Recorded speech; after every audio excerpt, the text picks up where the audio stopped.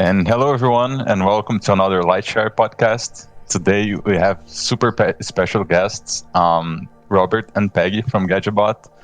They are like, I work with them, just getting this out of the way. And but other than that, they are super awesome artists, and they have like a bunch of projects that we wanted to talk about.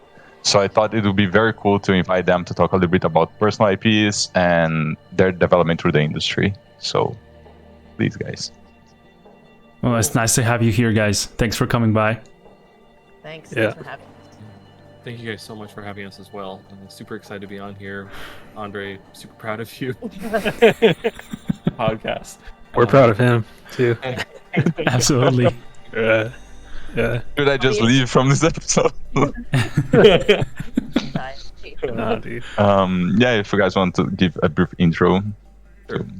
I'm Robert Simons. I'm Peggy Chung. Yeah, where do we go from here? We've been running Gadget Bot for 10 years now, which makes me sound really old saying Whoa. that, but it's been a while. We've been in the industry, concept industry, for about 12 years. I think we officially left school in like 2011. I think you left around 2012, Yeah. but you started to leave around 20.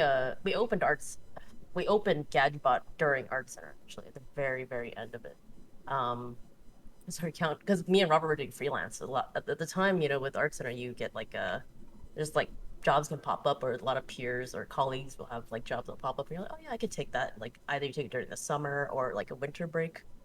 So we did that, and then we talked to our accountant how to do taxes, and he was like, me and Robert kept trading jobs back and forth, right? And he's like, why don't you just make a company? Like, well, I mean, we wanted to make a company anyway. And we're like, oh yeah, we'll just do it now. And he was like, it's just a really simple process. I feel like we always end up blaming it on the whole tax thing. Yeah. At the end of the day, we always go back to that. But even when we were in Art Center, we talked about wanting to make a production company for a couple of reasons. Like, one was we knew how hard life was going to get the older we got in terms of like the art industry, and so we needed a way to try to lay out some sort of future for us to create intellectual IP and stuff like that. Because the truth is, the older you get, there's just more and more responsibilities.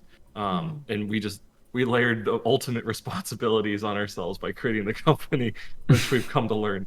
But it's that I think that was the initial go, and then we realized how soon we did it. Yeah. That was like the unexpected part. He was like, just do it now. Oh, yeah, let's just do it now then. So it kind of aligned with our plans. Yeah. Thank you to him for getting us there. Yeah, because I think we were like, 5 years, 10 years after school, we'll make a company, and then we made it almost like immediately, like right by the time we were done. But yeah, I mean, that was there's 8 terms in Art Center. I did up to like 6, I think maybe 6.6 and a half, and I think you were somewhere similar. About 6. Yeah. Yeah.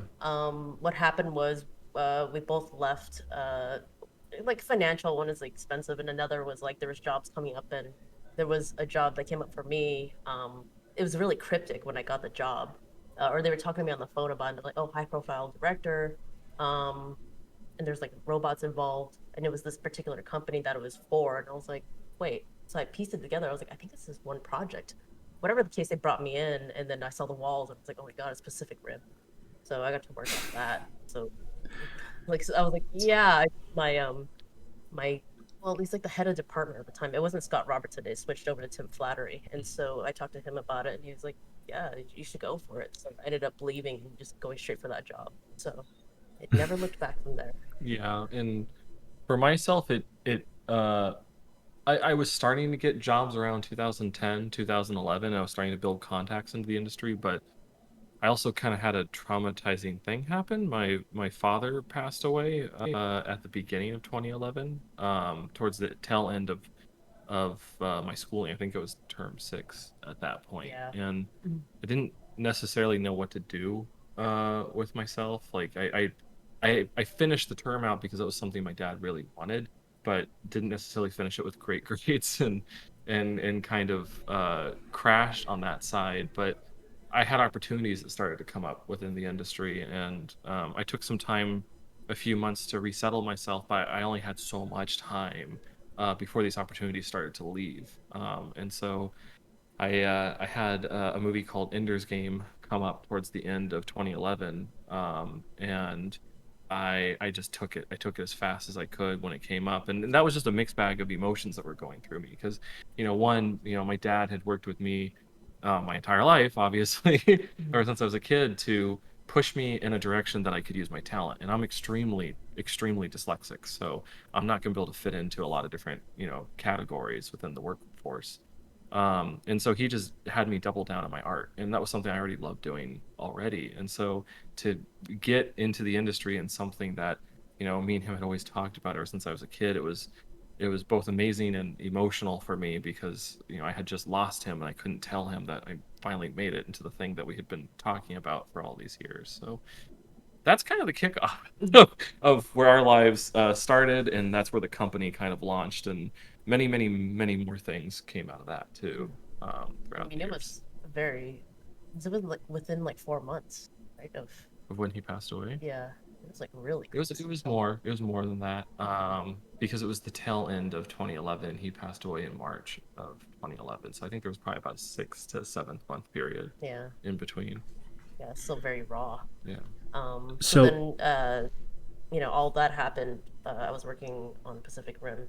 Robert, you were on Ender's Game, and then we ended up, and you were in Louisiana too. Yeah. So when he was working on that, that was like at the time, Louisiana was a hot place to be to like film. So you were gone for like, I was gone for 8 months. yeah, it was like 8 months. Yeah. And we're just working, and then like I came out of the Pacific Rim, and I kept doing other kind of freelance gigs at like VFX companies. And then we just kept rolling from there. Just more VFX companies, more ad agency stuff, and ended up working at the game company. And then we both ended up at like Treyarch. Yeah, I mean, Companies okay, back. so I don't know how far we're going to go with this, but Yeah. I mean, Wow. Yeah. I mean, from a start, like, yeah. oh yeah, so I was just working on Pacific Rim and you on Ender's Game. Yeah, like no big deal. Like, yeah. I mean, out of school, we were not even graduated yet. So, I mean, It was hard to top that though. Yeah. That's the thing. You It's kind of, really cool like though. after that, you're like, well, what do we work on? It's just for me again, it was just a lot of like ad agency things and a lot of like. Well, I know you guys just had Alice on and another person from Gadget Bot with us. And a very similar situation for me, how she hit sort of a wall with the automotive industry, and stuff like that with the political battles that were going on. I hit that with the film industry. I was working on a movie. I was working on one of the Fantastic Fours. It was the very last one they did. That was absolutely terrible, but the production was equally just as terrible. And I was spoiled by getting Ender's Game because it was honestly the best production I was ever on. It set me like I was like, oh, I want to do everything in my life like this, and then I learned pretty quickly after I started getting on other film productions that it's not the same team and it's not the same people, and there's a lot of political battles that go on internally within these types of studios. And with film, it's kind of like a pirate ship. Like it forms up really quick. No one knows each other. You try to get to know each other in like 6 months to a year, and then the production is done. It ends, and then you may never see these people again. And like Ender's Game was just this really special moment where a lot of really cool people came together, and just really got to know them. But every other film I jumped on after that was kind of a nightmare, because I was pretty young. I was about 22 to 23 at this time on these films, and I didn't understand at all how the political battles worked or any of that. And so I was just being tossed around, and it was just an insane mental battle that was going on. So by the time I was on Fantastic Four, I got an offer to go over to Activision on Call of Duty, and I was super snobby, just to be honest, like towards games. At that point, I was just like, I'm on films. Why would I want to do that? And then I started to think about it more. I'm like, well, it would take me back to California. Like, I really want to be around Peggy. I don't want to be away on these productions anymore because I was on another, like Fantastic Four was out in Louisiana again. And so I just dipped out. They were so angry, but I left. Literally, the art director was screaming at me in the halls and screaming, and the production designer just lost his mind. Like he was just like tossing artwork around and screaming, like typical Hollywood like bull crap that you've heard about, like all happened right there. And I wasn't the only artist. I had like three friends that were on the film too. So it wasn't that they needed me even at that point in the production. It's just they had this weird like mental control they needed to have over everybody. And so, anyways, I left, went over to Treyarch, and never looked back after that. Like we just, I brought Peggy over. She was over on Red 5, helping them with Firefall, and then she came over to Treyarch with us. We got Gadget Bot set up, and then for the last almost 8 years now, Gadget Bot has just been doing Call of Duty games since Black Ops 3 up till present over at Treyarch, and then that's given us the foundation to spread the company wider and start pulling in other projects like Apex and other things I can't talk about that the company's doing. I mean, all along I guess I would describe too, all along the way, like even at the formation of the company, we were making IPs all along the way, like moonlighting. So you're like at night, or like for me, it was like lunchtime when I was working at Red 5, I would just take out my laptop and just write, because it's like there was another project we were working on. So that's where we found the time to do more stuff. There's a lot to cover here, so feel free to stop us at any point and ask questions. But basically, the foundation of GadgetBot has and always will be IP development. Doing client work is a necessary in order to pay the bills and keep the studio running. Because no one's IP is, I mean, unless you're extremely lucky, no one's IP is going to feed you long term, at least initially. It's going to take years. Like without investment, Yeah. because we're choosing to like build up ourselves rather than taking investment. Yeah. So this became our investment. Basically, it was finding a way to grow the company so that it could create IP and stuff like that within it. So before we get into the IP development thing, the original IP, I mean, because I see it back there. You have it right in the middle of the screen, right? I want to ask you guys. Awesome. If there's ever been like a bump in the road or a bad move that you guys have been faced with during, like, as a company, I mean, because look, my bro here, Andrea, has been working with you guys for like a year and a half or something, right? Am I wrong? I think close to that, yeah. Yeah. So when he told us about Gadget Bot, at least to me, was like a smaller company, right? You've grown a lot lately. So all these, you see all these titles you worked with, you know, all these big names, you know, from, I don't know, Riot Games, Call of Duty and all that stuff. Those are huge deals, right? But I was wondering of that question, like, because it seems that it's kind of a smooth road, you know, like everything's great always. But I was wondering if there's any like bad experience or something you could share as well. Quite a lot. Like any setbacks or things like that. The last, well, since Andre joined us, honestly, the last two and a half years have both been the easiest in our lives, developmental for the company, and some of the most complex, just trying to figure out like what we're making, like how do we keep seeing forward, how do we keep driving and pushing this company forward, because you never want to become stagnant. So if we wind the clock back, though, and we go back to the end of 2018, beginning of 2019, those were some of the darkest times of GadgetBot. And that was, you know, like you look at the company as a whole, like we kept trying to get clients, we kept trying to do these things, and there was already a lot of other production studios like ours out there at the time. So like it was very hard to get into any company. Like we were pretty much just at Call of Duty and only at Call of Duty. Very competitive, because other companies already had established like concept art companies we've been working with already. Yeah, and so I would say that, you know, initially when we first started with COD, it was just a lot of work all the time, and this went on for like a couple of years. And then as time went on, the work got less and less and less with them, and a lot of that was because just the way games were rolling out from COD, and how they were being perceived by the public and stuff like that. And so it just meant that there was less for everybody to do within the studio. And by the time 2018 came around, there was just no work at all from them. Like towards the end of 2018, especially.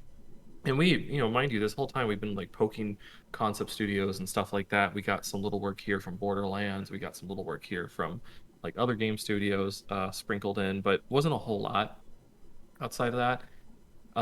And we were just deeply considering just shutting it all down, like the company as a whole, because there was just, what were we doing? Like there was nothing happening for months, almost a year is what it was kind of turning into, like just little bits of stuff coming in, and it was just dark. Like we didn't know what to do. I mean, on top of that was a lot of failed projects. Yes, and then on top of Yeah. that was every IP we had created failed miserably.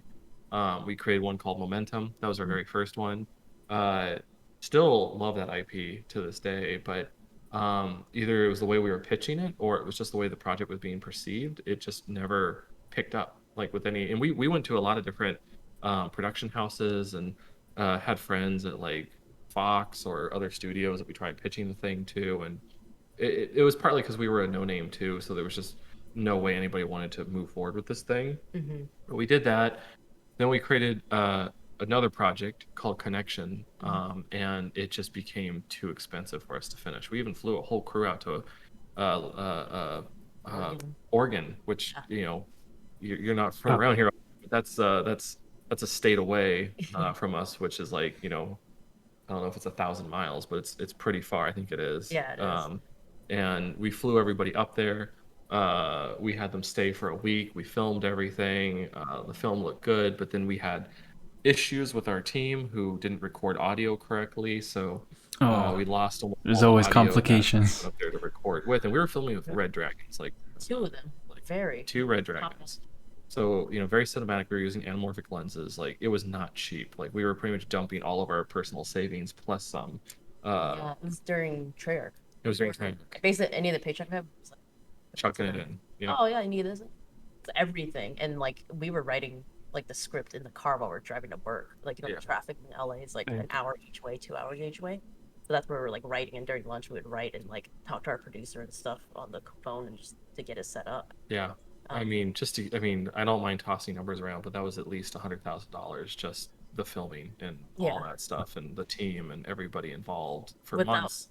Without VFX. Without VFX. So we basically ran into a stop after we finished it. We were trying to do all the VFX ourselves, but render farm, all those things, it just plus depression, like all those things kind of kick in. You're like, wow, I can't do this. Like I'm just stopping. It's like all the effort all the way up to the point to film. To even get to that point, you're already exhausted. Because we were roasting ourselves with like work and moonlighting and doing this like And after a while the project just became kind of sour to us because it was just there was a lot of bad that was associated with it, with everything that happened.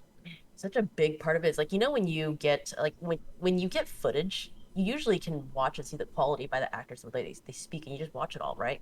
We couldn't watch any of it with sound. It was messed up. None of it.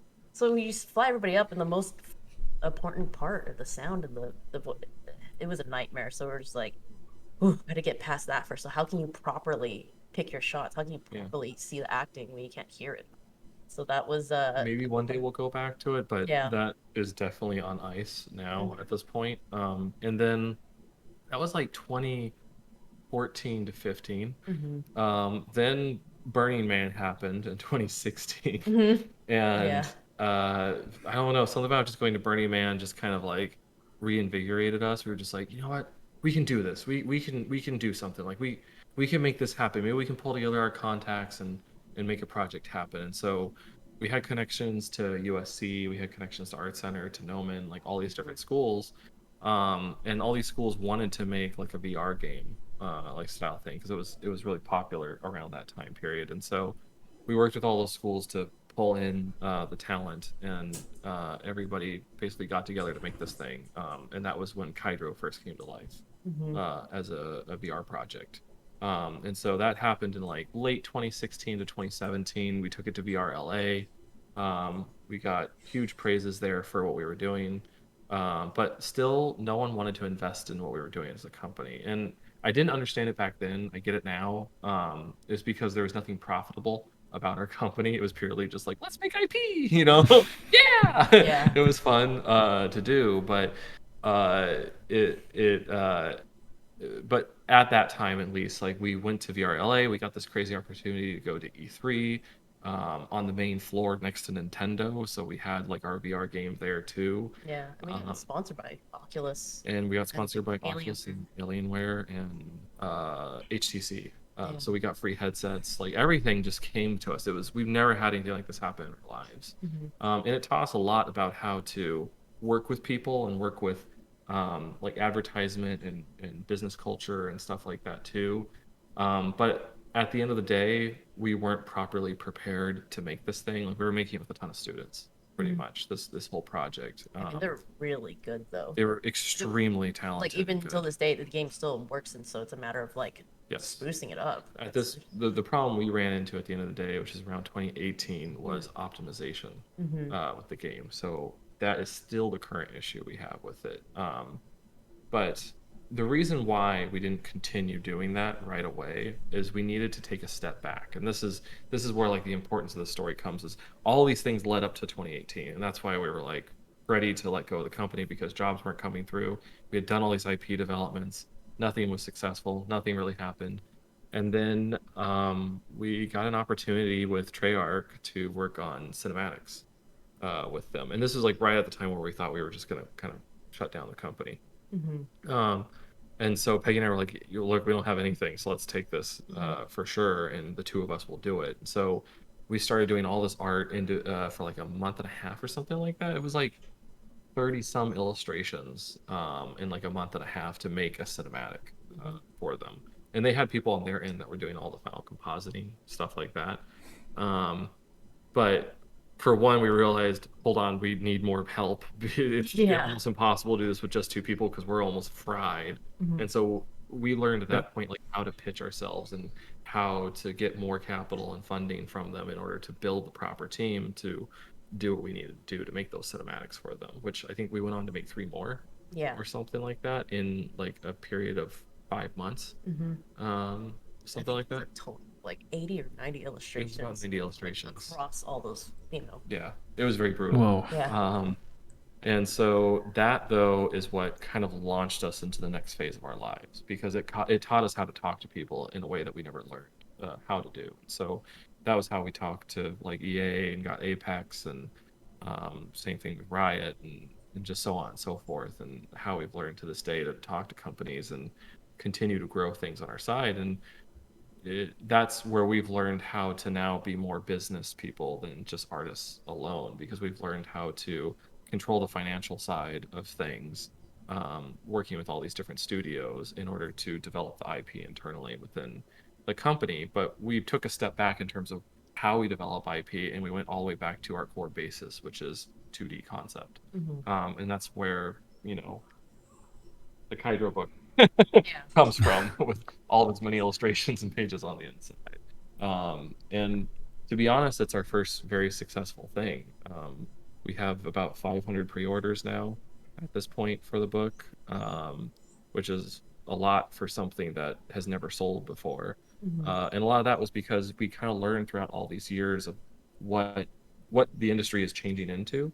Like very last minute, as we were making the comic in about 2020, we decided to take it to webtoons, and so it was a way for people to see the project be made as it was being made, and grow advertisement around it that way, so that when we launched the project, we had a feasible economy existing there, people that wanted to buy it and be interactive with the project. Yeah, I mean, originally it would have been just now that we'd be showing the project a book form, you know what I mean? Like imagine that. It's like who's gonna see it if they don't, you know, there's no following. So that's a last minute like kind of decision for webtoons, and that made the biggest difference. From what I know, because you know I used to be more of an artist than a business person, but usually it's like I want to create this beautiful thing and just release it to the world. But the world doesn't work like that. The world works on popularity, like sadly, like that's something we've come to realize. And you don't necessarily have to be like the most popular artist. Like I don't feel like I ever became that, but I knew I could become a identity, or like a face at least, to people that were interested in either stories or something like that we were creating. And so I just leaned harder into what I thought people thought was interesting about me. for the most part, and that just helped like grow the TikToks and grow our other forms of social media to become our form of advertisement for the things that we were creating. I mean, that also came out of the fact that, like, we look back, right, of our previous experiences, looking for investment for multiple projects, for our momentum, for connection, for the VR game, no investment. So we're like, to go really ground up here. So it's like, that's how we saw it. It's like, if you don't have the money to put into marketing, then you have time, right? You have to make time to just like make up for that part. So it's like, but it's a lot of time. It's a lot of sweat equity you're putting into advertising, like free, Yeah, I mean, during the time that the company was down in the 2018 time period, TikTok just started to become like not popular, but I saw like PewDiePie and like other people kind of joking about it and stuff like that. They're like, "What's this stupid dancing app?" Yeah. And I was just like, I tried to get onto Instagram, and the problem is like it people made fun of Instagram when it first started. A lot of people don't remember that, but when Instagram first popped up, people were like, "What's this stupid like food photo app thing that Yeah. everybody's using?" But now it's known as like a gallery pretty much for people. But it's because applications go through evolutions of how people react to them over time. And so I just had this feeling. I was like, if we can get on TikTok while it's early, maybe that's a way that we can advertise the things that we want to create and make in the company. But this was during a time period where we had no work. So Peggy and I were just putting in tons of like, it was like relentless. So like we were like making TikTok videos as if we were like working for a client, and we were doing this like separately. Yeah. And so we just saw our numbers like skyrocket. We went from 0 to like 200,000 people individually in like a period of like a couple of weeks. Yeah. When we were doing that stuff. And so we started to see the reaction of it. And as the company grew, we could do less and less on TikTok itself. But, together we have over 1 million people now on TikTok, and that just acts as Wow, our congrats. that we go back to. That's awesome. Yeah, So, that's amazing. sorry, it's a lot of things we're saying. So, Yeah. did you guys work on Kaidro, just the two of you, like during that time period, or did you have like a smaller team? Or And how do you balance No, that with like we go client back work a and little bit, the rest of the because, projects that you have? I'm sorry, go ahead. Oh, I'm sorry, you're a little Yeah, quiet no. for us. Oh, okay. What were you So saying? is this better? Okay. Yeah, I was asking, like, combined with the question that Dom just asked you, how do you guys manage to balance, your own projects with client projects and all that stuff? Like yeah. how do you make it come together in terms Is of like? that a thing? I think that's the answer. I know, but like structure, the way you Yeah. organize is your there a set ideas and all that schedule, stuff. or Yeah. And by the way, mean, I loved the comeback story as well. Like this kind of hero's journey, like when you hit the bottom This one, part. trust me, it's like, Yeah, like after journey failing so into much- like the darkest dark, and then bounce back on track. That was amazing. I'm really happy for you guys. Much respect. yeah, thank you. Thanks. I'm happy to. I know what we're talking about too. Is like it's a really high level thing, but it's definitely possible for anybody to get to this point. It's just a matter of your readiness of what you've created and luck kind of coming together in a lot of ways. I can recap a little bit, because you're asking. Basically, in 2018, the shift there was that me and Robert stopped making IPs. That's the difference. Was that Yeah. because we were almost always putting half and half, or No, it was Yes. always more IP than it was it was a company. lot, and you're spending the money. So then we were just like, oh, okay, we don't have the money to spend. Let's just focus on the job. Let's do one more try at this. Let's try to get this built. Let's build a solid foundation now, because we were going like really aggressive in the IP side and really like impatient. You're very young. You're like, I want it now. I want to get it now. Like, if I make a trailer that's super sexy, it'll get picked up. If I make a game that's super sexy, it'll get picked up. It didn't. So it's like we were just like, okay, we gave it everything, and we're like, let's just slow down, try to get the jobs, and then like steadily get back to. I think to your point, we've been stumbling over ourselves because we kept putting the IP before the foundation of everything that we needed. If that makes sense, we were like, oh, IP is that's what's really going to make this company grow. And yes, it will make the company grow on that side of it if it's popular enough. But you need your rocket ship to get you into space first. And for us, that was the job side of things. So back to your guys' points of like how did we balance, like what did we do, like Peggy was saying, I think end of 2018, beginning of 2019. Well, we'll take a further step back. Kaidro we've been developing since 2014 together. It initially started out as just like some sort of robot battle mech thing as kids that I came up with as a kid. But together with our experiences, it became like so much more. Like we threw in all these ideas of spirituality and all these ideas of just human growth, like things you go through as becoming an adult, and coming of age story, stuff like that, and just the hard political truths of reality, because that's something we always face within different studios and things we come up against, is like, you know, how corrupt do people get, you know? So these were all things that we were kind of putting together in this story. But when end of 2018, beginning of 2019 came around, we just basically shelved everything. We shelved Kaidro, we shelved it all, and we're like, we just have to make a foundation for ourselves first. Without a foundation, we cannot move forward. And that was hard because like we're obsessed with IP. So like it felt like we were killing a part of ourselves to put this whole thing away and to not work on it. But I'm so glad we did that now, because it was the only way that we could give 100% of ourselves to this company and to watch it grow properly. And, you know, when it first started, Peggy and I were both two of the artists. Like if we went to a company and said we had 5 people, we were 2 of those 5 people. We only had 3. We were doing this art at the same time.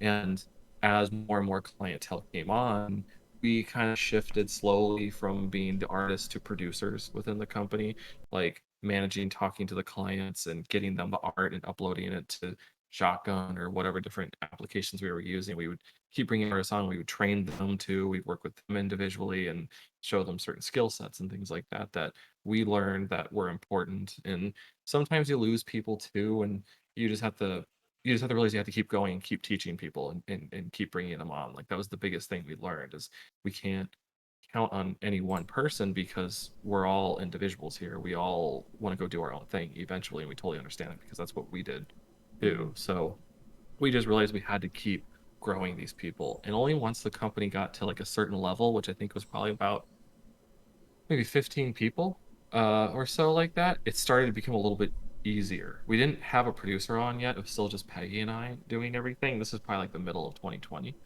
But we didn't have to do the art anymore. We only had to interface with the companies. And we could start focusing on Kaidro again. So we both started doing sketches. We pulled the project back out. We started looking at our script and oh man, I just that was another failure too. I just remember the whole. That one was brutal. That was pretty brutal. I have to take a whole step back here. But sorry, you do the work, like the artistic work for your own IPs, right? Like you don't only hold like a position of like direction and like communication and making sure to coordinate the team and stuff. You do get to draw and to do what you like, right? We still get to draw and paint, but now we choose what we want to draw and paint. And that's the same with our project, is we can't do everything still, because our own project is too big, like even for us.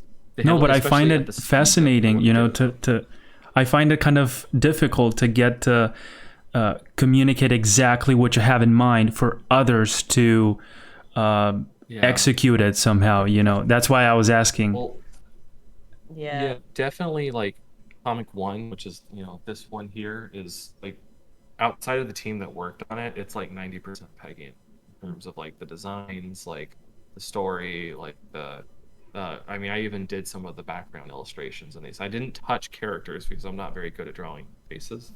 I try my best, but it takes me a long time to draw it properly. So we had a separate team for that stuff. But only getting into like Comic 2 and stuff like that, we've had to get way more managerial with how the production of the company or like the project is happening, because there is too much happening on the client side of things.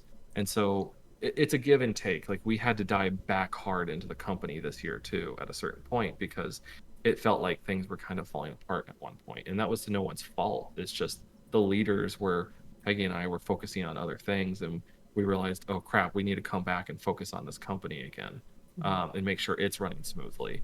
And so like it was growing fast. It was growing, that's why, too fast. And so we had to like make one of our senior artists the art director over on Kaidro, Mhm. and he had to take over because for us, it's not worth stopping the IP, especially when you have so much invested into it too. So the story was already written and everything. So we just told him like, look, you know what we like, you know everything we've been designing, just keep going with it. We have to turn our attention over here back to the company to make sure everything's running smooth over here. And so we've learned that it's just a give and take. Like now we get to put like as of right now in this moment, we're back on Kaidro way more. We're not on the client side facing things because we're trying to get number 3 prepped and ready so that we can start production on that. Yeah, I think being flexible. I get what you mean though. You're saying like as an artist, don't you want to design everything? Don't you want to do everything? It's like, yeah, I do. Yeah. But I mean, it's difficult. It's the ego. I think that's like something Yes. like I definitely struggle with because I was like, I want to design all the characters. I want to do all this stuff. I'm like, I just can't. And there's people that are actually really good at drawing characters and they're really focused at it. I'm like, yeah. So it's like you do let go in a way, but it's still like influence. Like you still give like the reference, you still give the idea of the character. There's a lot to the character that you can instill into the artist, and the artist they have a whole other like level that they're adding on top. This is other great layers. So They it's ask us questions way all the time yeah that we wouldn't think of. yeah. And that adds to it so much more too. It's like more enriched. Yeah. You know, things that we would More never think believable. of, right? Like it's like Yeah. when you design something and there's like more than one person on it, and if it's like egoless, it gets really good. And that's like something we've found across the board for client work and for the IP. And I'm not saying we're perfect. Yeah. There's definitely times where we're like, I'm designing this thing. No one Yeah. else is touching this damn thing at all Yeah. because it's just like, Peggy and I come from an automotive and product design background. So for us, it's like if there's a robot or a helmet or a suit or a vehicle, I'm like, it's very rare that we actually hand that out to the team Yeah. because it's like, Mhm. we got to design that thing. Like that's why we did this project initially. We want to design robots and Yeah. tech and stuff like that.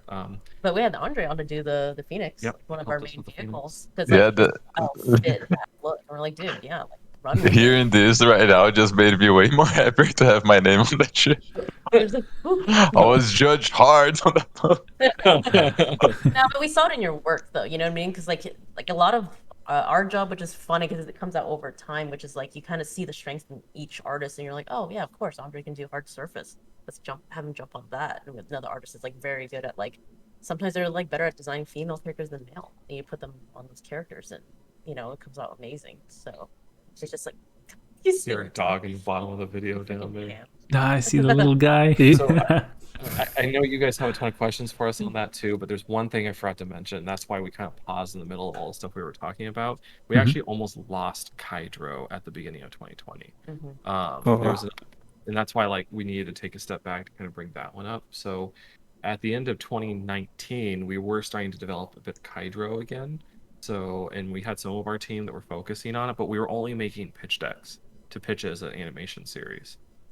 Because that's all we ever wanted to do with it. Do you want to explain a pitch deck a little bit? I mean, for those of you who don't know what a pitch deck is, like similar to like this book here, more like the ending of this book where we have like character breakdowns and stuff like that. That's kind of what a pitch deck is. Like you're talking about the characters, who they are within the relation of this world, why this world exists, like Kind of what's like happening a in the world. It's Bible kind of a thing? very, detailed breakdown design of the world Bible? in order to pitch this thing to a Hmm. studio of what they're buying basically if they get it.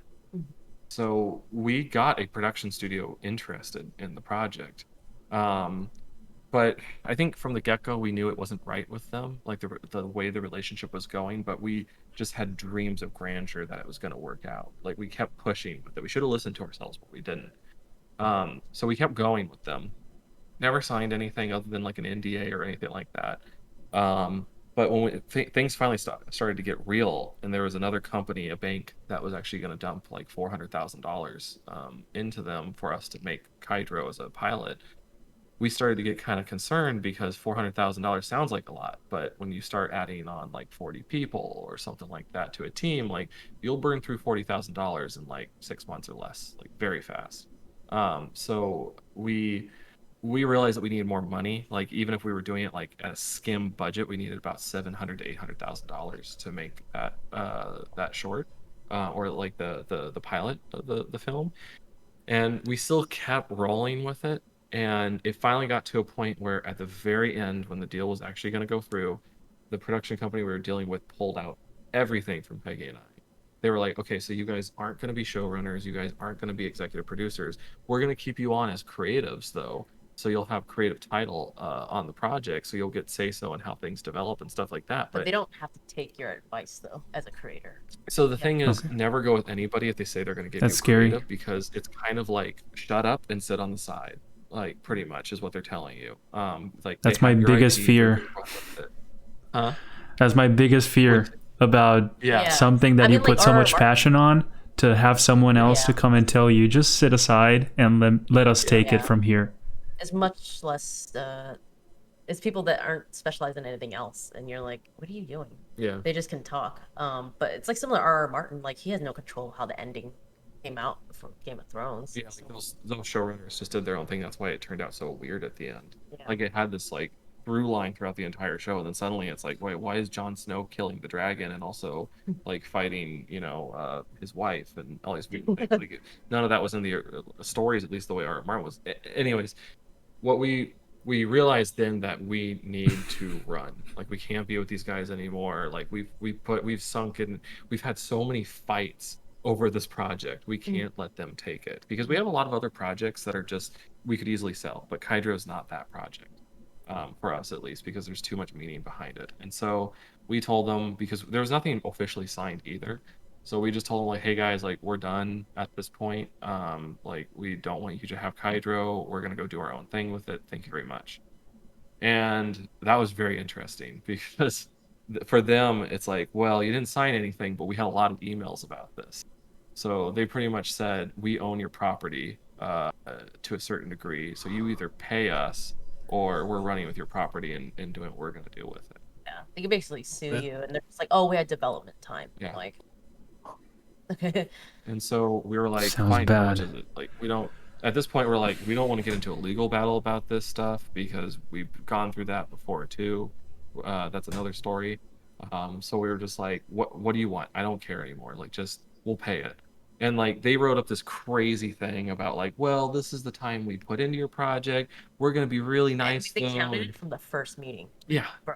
Like they were charging us for everything apparently. We didn't have Yeah. no It's idea. like counting everything. You're like, come on. So like, I think their initial price they told us was like $100,000, but then they were like, oh, we're gonna be really cool with you guys and only charge you $20,000. Like, So they get really precise about like every interaction you've had with them and stuff. every interaction. Wow. Everything. Their lawyer side came out of this. Yeah. So I told them we wanted to leave. Yeah. So Jeez. at that point, our lawyer side came up too, and we were like, "F you," because they also wanted to take claim to all the art, and I was like, "F you, ours is a production art studio. We claim all the art. You have nothing to do with it. We'll pay you for whatever writing or any development or talking we've had on that side, but we were basically able to work it down to a certain price. But we honestly didn't have the money for it at that point either. So we took out our American Express and maxed it out and paid them for it at that point just to get the property back. Yeah. So it was just like, it was another hit when we didn't have the money, but we were like, we know we need this project. We can't let them have it at the end of the day, with the amount of time and effort and blood and sweat and tears we put into it. And I'm glad we did it, at this point, because now the project, like I said, we have like 500 pre-orders for the books and stuff like that too. So the project is living and doing its own thing. Yeah. I think that at the time too, we were doing TikTok because we're just like, we need to build up some interest, because if we're gonna come out with animation, let's get some interest. And so whatever the case, we kept building and building up, and whatever happened, and it propelled us. You know how it's like, and every experience, whether it's not necessarily it's a negative one, but it propels you to the next thing in life. So it really like showed us that there's a lot of people that talk and they act like they know what they're doing and stuff, but how do they know better than you? You came up with the project. Everybody we've come across, we've realized, wants to tell you you're not good at what you're doing. don't know Listen what to you're me. Yeah. Is what and it's just kind of the sad truth of how the industry operates, because you realize everybody is fighting over scraps because they need to try to make a name for And themselves. they're not usually creatives. They're just people that Yeah. just can like talk and just trying to find creatives and abuse creative people. And so like we're fortunate to have the company the way it is now, because we just don't deal with those people. Like we do everything internally, privately, and market it entirely ourselves. Like if one day it becomes an animation, if we have the opportunity, awesome. But at this point, we get to live with the property how we want to. and we have the audience there that's ready to take on the project, to buy the books and things like that. So it's we feel hugely fortunate. Yeah, we're It's super just lucky. yeah, Yeah. it's just been a battle. I have a question for you Yeah. guys. Um, do you have like any advice on doing a personal IP, like starting out for the first time? Like you're doing it by yourself, but you don't have the funding for like a team, but Yeah. so you have to kind of do it yourself. Yeah. Yeah. So, Which, by the way, just oh, for you guys to know, Dom also like he launched a book That's last awesome. year, I think, oh yeah, Wow. right? And Congratulations. It's not easy. thank you. Yeah, it's not, especially if you don't have like money to back it up. Yeah. I was just wondering, like, how would you, how would you like find that sort of funding to, build or I guess extend to more people if you want help, you know? So would you say that your question is more like how do you make the book series bigger to get more people to buy into it, or are you planning on doing something else Are with you it? looking to hire an artist with you, or what are you thinking? Yeah, maybe like hire artists in the future to Mhm. make it better, if that's a Yeah. possibility, but also to like pay them for their work if they work on Yeah. the project too. Yeah. So I was just wondering about that. I think we only had one or two artists on early on.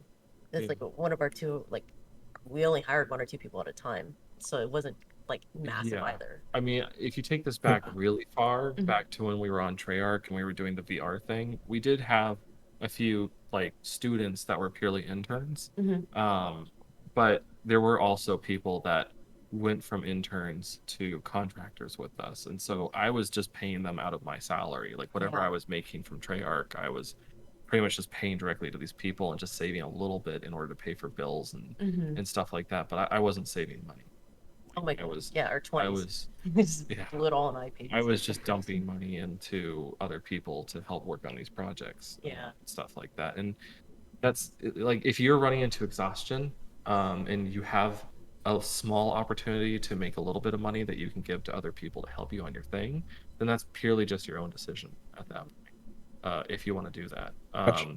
I don't suggest it to everybody because it's very hard on you both mentally and physically, but And it's monetarily. and monetarily, Yeah. but sometimes it's also the only way to go if you're running into a wall, which happened a lot to us. Like there's a lot of times where we're just like, I can't do this anymore, but I really need this project to live. Like I need it to move forward. And so I was just finding any way I could to make that thing happy. I mean, I don't know if this is a saying out there, but it's kind of what Peggy and I live in, like live with, live and die with, I guess.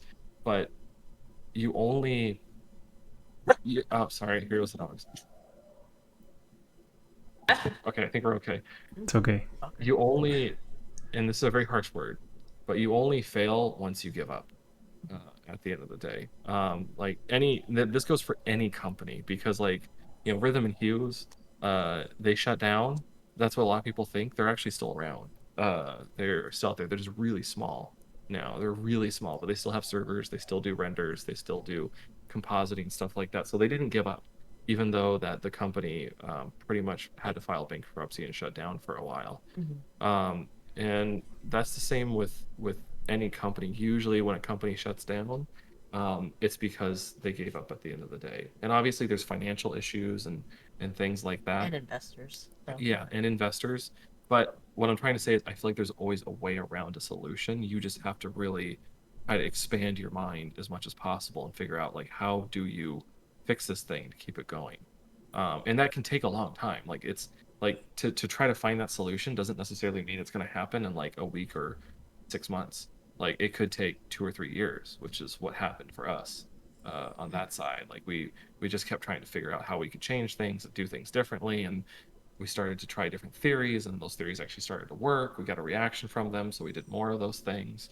Um, I think that all the past projects that we did and they didn't like really launch off, we always were able to pay artists along the way, but the thing about it is that we didn't have like I know now you just need to have a plan, right? Because we kept burning out our money. We're like we didn't have enough for the VFX. We didn't have enough for like the next step, having an engineer for the like an engineer to Yeah. clean up the game for, you know what I mean? So it's like Mhm. we needed that propel of like the company under us. And it's not necessarily has to be that, but I think it's like if you knew you were putting a certain amount of money aside every month or every year, every quarter, whatever, for whatever's needed. So, for example, if I don't know what you want for your book, but for example, if you wanted somebody to help you do the cover, then you're like, okay, I know I need to put aside this much for an artist to do the cover. Yeah. And then, as you're going further, you're like, okay, I need to make sure I can pay somebody to help me design like the ship. You know what I mean? So it's like you have it planned ahead of time, and I think it'll help a bit more. And it'll always cost more than you think. I know that. Yeah, for sure. So, yeah.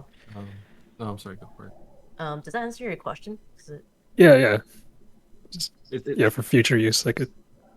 Yeah, I use mean, that. I wish we had like a magical answer for these things because that's what I always seeked for when I was younger and just being the artist side of things myself too.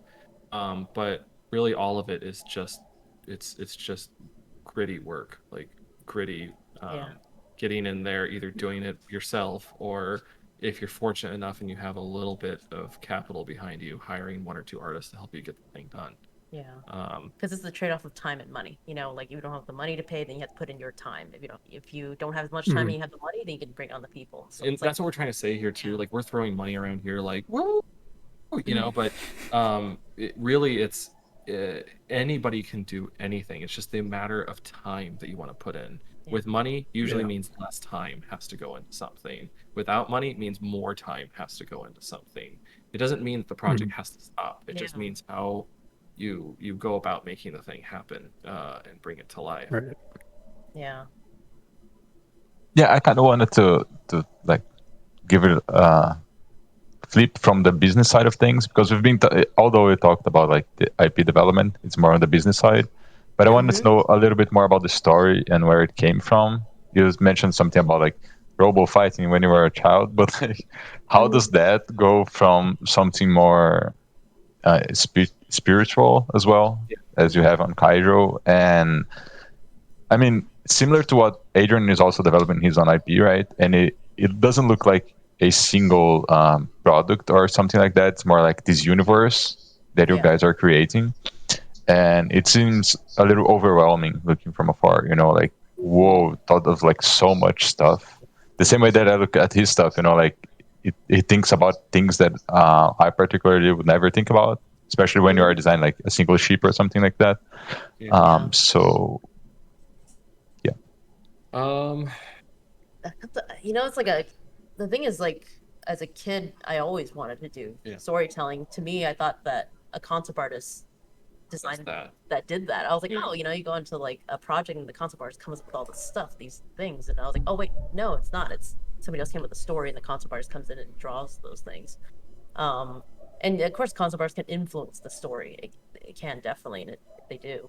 But it's not the main driver, and so that was something that I was always interested in, and stuff I always kind of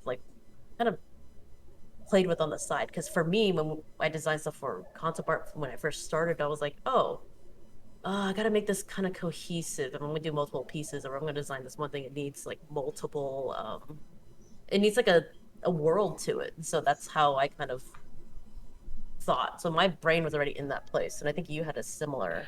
Kind of brain. I mean, I'm super hyperactive kid, growing up, and so I watched Pokemon and Digimon, and watched Evangelion way too young, at like 9 or 10, obsessed as you can see, and same thing with Cowboy Bebop, stuff like that. So like, I just had this inherent like thing for quality. Like I always wanted to do these stories that were because I hated like Hanna-Barbera or like any of that stuff as a kid that I saw on like Nickelodeon because I was like, where's the quality? There's no quality in any of this stuff. So like I was always trying to like draw like fairly realistic characters or like these product design mecha suits and stuff like that. But out of doing those things, like drawing those things as a kid, I started to develop stories.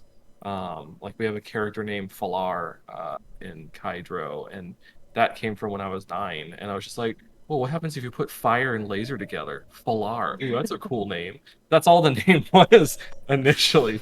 But it was just like I thought it sounded really cool, and so I had a robot named Falar ever since I was a kid that I always used to draw. And then there was a boy I used to draw, was obviously a representation of myself named Robert. Wow, real inventive here. So Robbie had a group of friends named Tav and Rick, which now that I look back at it, damn, that's my brother, his wife. Mhm. I didn't really put two and two together. Tabasha is his wife, and then my brother's name is Ricky. Write what you know. Yeah, exactly. But they were his friends in the story, and they all had robots, and they went to this school or this academy together that was on board this massive train. Like the train was the size of a city, and they were learning how to do these mech battles in this dystopian world, and that was it. That was pretty much the core basis of the story that developed over like many years as a kid. And then I kind of put that story aside and I started to develop another project called Arzul when I got a little bit older, and that was because I was getting more angsty as a kid. So I was starting to, like question life and like all these other things, like, oh, why are we here? Stuff like that. And I don't know. I came up with this crazy concept in that story that the universe was being kept alive by this alien race that created all these planets that was basically pushing the walls of the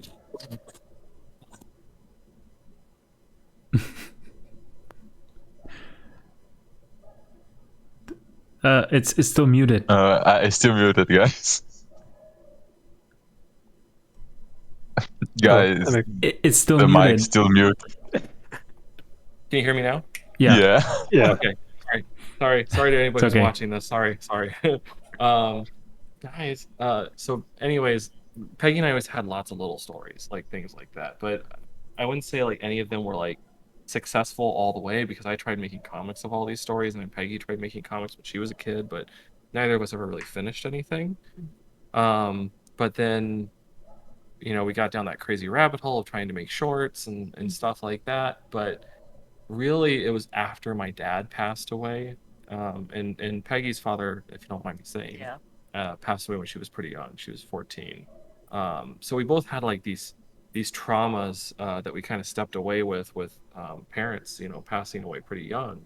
And right after my dad passed away, I started having all these crazy dreams of him visiting me in the dreams. And like the very first dream I had, I still don't know where this room came from, but it was like this old New York apartment built out of brick. I can almost feel it to this day. And he was just angry, which I don't know my dad to ever really be angry, but he was just livid.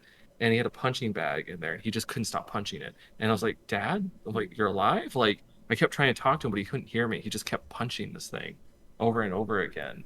And that was it. That was the dream. Like, I never got to interact with him or anything like that. And I kept having more dreams like this, but the last one I really truly remember was I like woke up in this white room, and there was four black doors in this room that were open. They were just black looking to me, and I could hear like anger, like just frustration coming from each of these doors.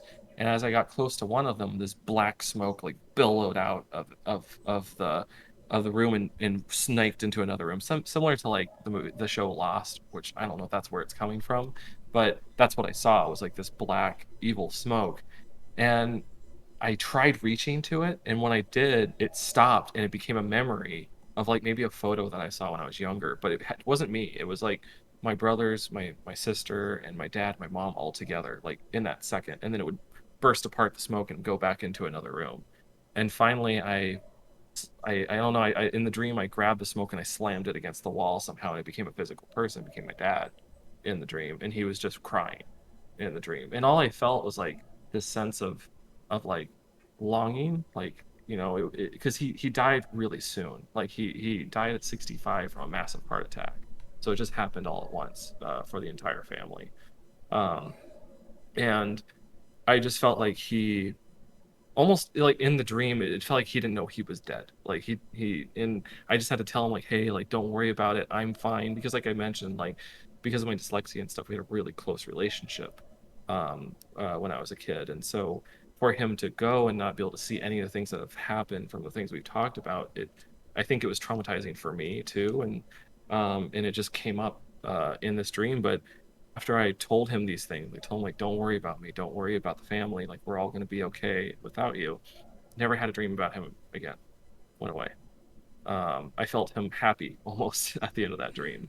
And so that's where the spiritual side, I think, really came up in Kaidro, because Peggy and I started talking about these things a lot more, and she started talking about things that she had experienced. Mm-hmm. Um, either through Buddhism or other things, and it just kind of culminated into what Kaidro is now, at least on the spiritual side and the technology side, because obviously we love tech and stuff like that too. But the core of the story is, humanity itself in the story has split so far between spirituality and tech that one whole side doesn't even care about spirituality or believe in any of it. They just believe in the tech side. And the side who is purely into spirituality doesn't believe in tech at all. And so the world itself in Kaidro has become extremely polarizing for both sides, and they're fighting over something that they both don't truly understand. And so the point of the story is for the two sides to finally meet and realize that technology and spirituality needs to go hand in hand. Like, they need to go together, because without either or, you go down these insane rabbit holes. Either you become a fanatic over on the spirituality side, or you become a fanatic in tech of only believing in this one thing, or disconnected from self. Basically. So for us in the story, it became this balance of how humanity in the story at least needs to see what tech and spirituality is together. I mean, the example of your experience with your father comes out through Oma. Yes. Like, we actually have it in comic number 2. Yeah, we have Ava interacting with like these timelines, the smoke, and that was all sending the experiences I had with my dad, my dreams. It just came out through Ava and Oma in the story. Yeah, there's that. Yeah. However, Wow. they say and like we built momentum when we were really young, so we didn't know anything. Yeah. So it's very still shallow, but I think we know how to make it more filled out now that we look back at it. And I know Kaidro looks like an anime, or it Yeah. looks like one of these things that people again like, but at the end of the day, the story isn't a typical anime story. It's not about good versus evil or any of that. It's about how there's many shades of gray within our universe, in our world, and how people react with each other, and you have to look deeper than what just seems evil to you or what seems good to you, and really look at it and be like, oh, is that thing necessarily evil though? I mean, this is crazy topic to get into, but it is a big part of Kaidro too, which is the World Trade Centers. Oh, it's so evil, these terrorists attacked us and destroyed these buildings. I totally agree, but why did it happen? Well, the US has really bad history with the Middle East. We went there for oil and all these other things, and we're the ones who triggered those events. Technically, at the end of the day, they never would have come over here if we never went over there in the first place. So that's what we're saying, that in the story there's these many sort of levels of grayness. It's like, what's the driving force? Yeah. So we definitely try to start it out like everything is like good and evil in the story, but as the story goes on, it's going to get more and more gray. And it's going to be a lot more questions for our main heroine of what actually is the world at the end of the day when it comes to good and evil. Like, what is our perception of that? Yeah, this is really deep. Sorry. That was cool. Yeah. Don't say sorry, man. Like, don't apologize. Like, it gives another layer. But it makes me wonder, like, the thematic seems very serious, like when you look through that lens, right? Knowing this now. Because I'm gonna be honest, like, I'm waiting for the book to finish Comic One. Nice. Because I couldn't keep up with the webtoons. Yeah. But that's totally fine. Yeah. It's like and also, like, I mean, reading it on your hands, I feel like it's another connection, Yeah. But why the anime aesthetic then? Like, if the thematic is so, it's more serious than like what it looks like on the surface. Is there any particular reason other than like it looks cool that you wanted to do that aesthetic? I think for me personally, at least, I can't speak for Peggy on this side, but for me, I grew up with a lot of anime more than anything else. So it'd be like if someone else grew up with, Dexter's Laboratory or something like that, and they're like, oh, like, I mean, that's similar actually with what's the name of that show? The ones who have all the gems in their bellies or something like that. Not the trolls, but Steven Universe. Yeah. Like Steven Universe, and also same with Adventure Time. They're actually really deep stories. Like Adventure Time is about the only human left in the world in a post-apocalyptic future, and all the conscious creatures in the world are now candy or all these other things. So it's actually really dark when you get into like the deeper part of the story, because Finn has to slowly realize that there are no other humans. It's just him, and that he has to just be okay with that. And it's that way too with Steven Universe. Like it's about him finding self, and understanding like what he wants to be as he gets older, and through the complexities of having these powers and things like that too. So, but those styles are, it's like Cartoon Network, or it's very, very kiddish looking, like the way they did it. And so for me, I think it extends from this place that I've always loved anime. And I've tried doing the live action thing, and I've tried doing the cinematic thing, and all these things that people perceive as like hot, cool Or styles. like serious. Yeah, or serious, but I just have a special place in my heart, I guess, for anime, and like especially on TikTok, there's a lot of people too. They're like, this isn't anime, this isn't a manga because it's done by an American in the United States. But like for me, it's like I I grew up and loved that, and they'll never be able to understand that. But like for me, like I'm inspired by that culture, inspired by the things that they make. And like, can Kaidro be other things and other styles? Of course it can. That's the point of the story. Like, the story isn't inherent just to that one style. It could be a live action, it could be a game, it could be any of these things, with the story that exists with it. Same with like, not comparing us to that, but I'm just saying like same with like Harry Potter. Like Harry Potter, you can do anything with, like with that story. Of course, we all know it's a live action and a book series, but there's video games, there's animations, there's all these things It's that like exist out dark there. too. It is Like, it's really dark. for the kids. Like, yeah, And I think that's like a massive influence too, for sure. Because we're yeah, like, for sure. oh, I think what it is that we didn't want to, especially in Hollywood stuff, they want to put you in a mold. Like, oh, you're this, you're that, you're catering to this audience, you can do blah. I think we're just like, as an artist expression, like just do, like, we're just like, screw all the limitations of like what things could be or whatever they fit. We're just like, let's just make what I want to make. That's it. And Yeah. like, if you don't like it, you don't like it. You move on.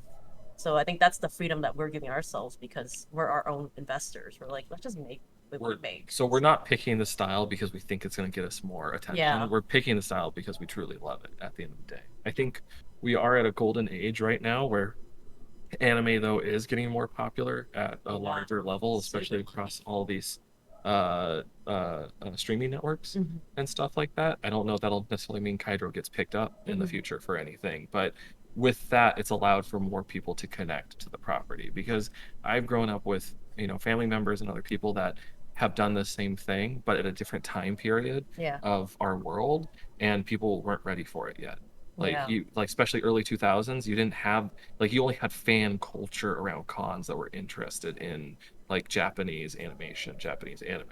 But now it's extending out to the larger public because you have all these streaming Star networks and Wars. stuff. I mean, Because Star that's Wars like, is like anime that's now. like the biggest So Disney doing it. So yeah, I mean, we're lucky.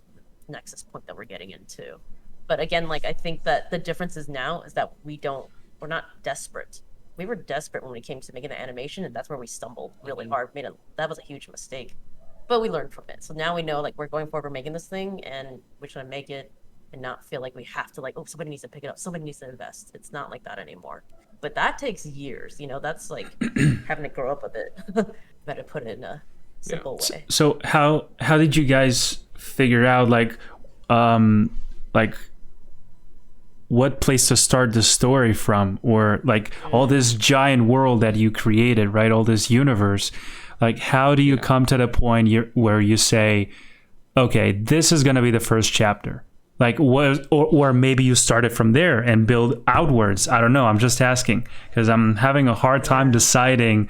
Like, I have many stories in my mind for my project, and I'm trying to connect them together. And I'm trying to think of like an appropriate, not only pace but also like order, to present those events in. So I was wondering how did you come up with that decision?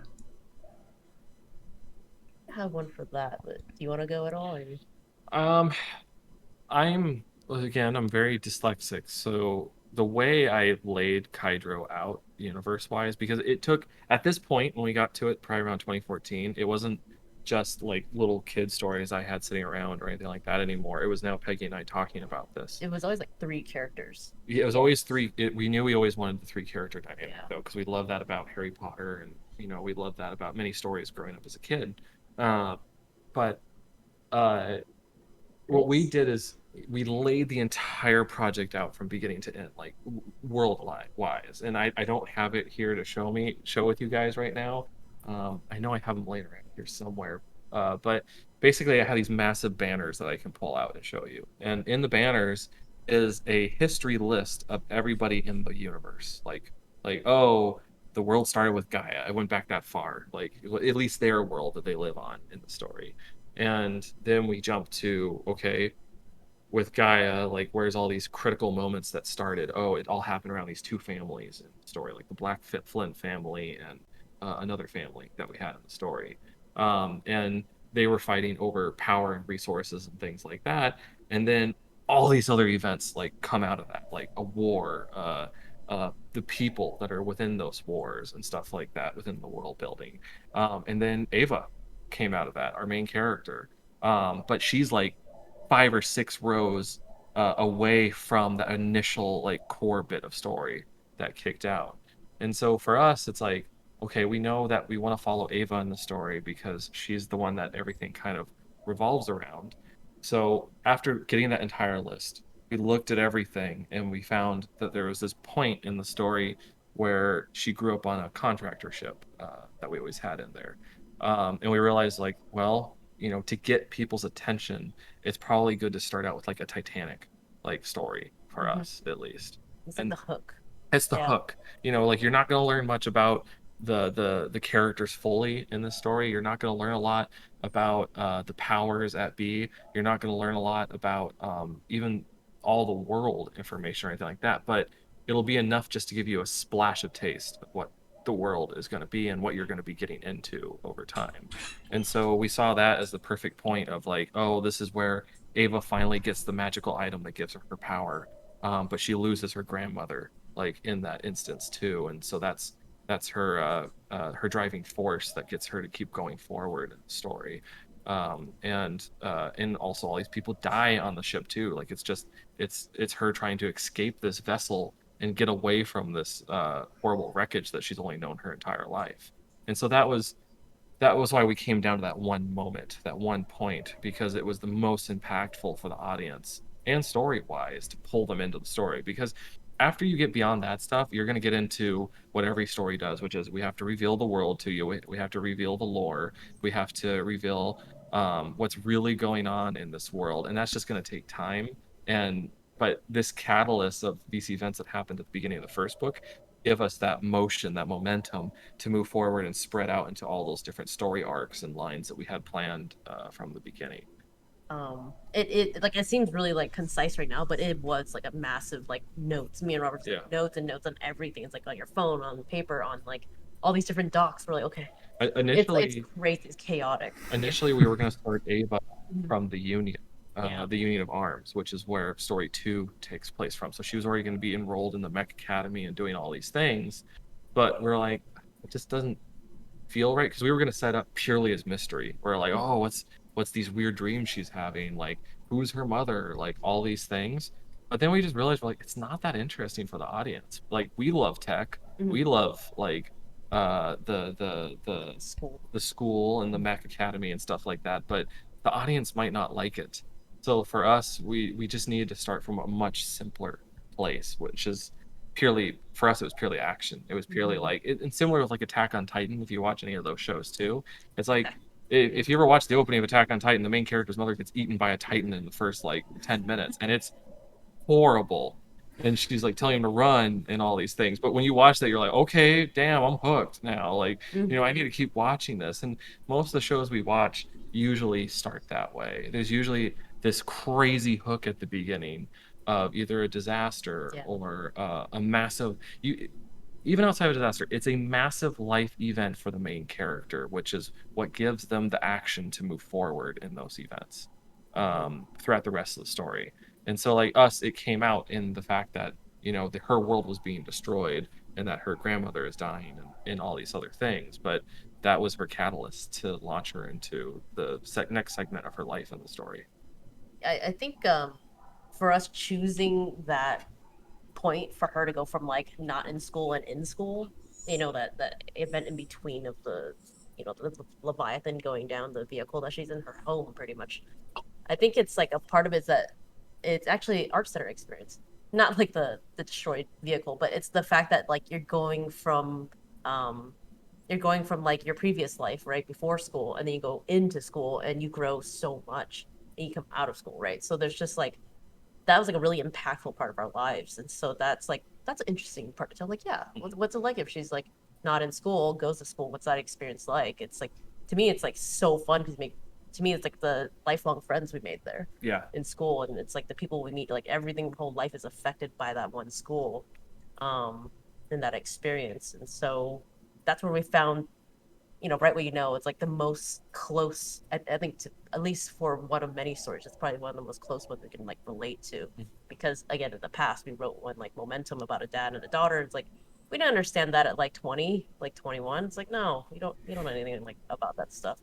So it's like this is going back to like it's not that much younger. She's like 18 in this story, and we did start a version where she was like 14, but we decided to push up the age. Yeah, I so hope that there's helps. so That many. helped for you finding Absolutely. a spot to start. Yeah. There's so many ways of writing, I guess, but there's no. I mean, there are guidebooks and established ways of accomplishing whatever goals you have, depending on what the ultimate purpose is. But yeah, I think there's a lot of people who are constantly looking for guidance and what better brushes to do this, what better programs, and what and what's the best shoes for running, and what's the best time of the day to start. And I like it when you kind of walk this path of self-discovery and you just create out of pure passion, and it starts coming together. So I tried many things, like building backwards, for instance, thinking like of a nice ending, the way you want it to end, and then trying to kind of build backwards until you get to a point where you say, okay, this is the beginning, this is the start. Or you just happen to think of like a nice moment, like this particularly awesome epic scene, and then you kind of build from there on, and then anything that comes in, you kind of try to connect the dots with the other stuff that you have floating around in this chaos. And again, there's so many. Sorry.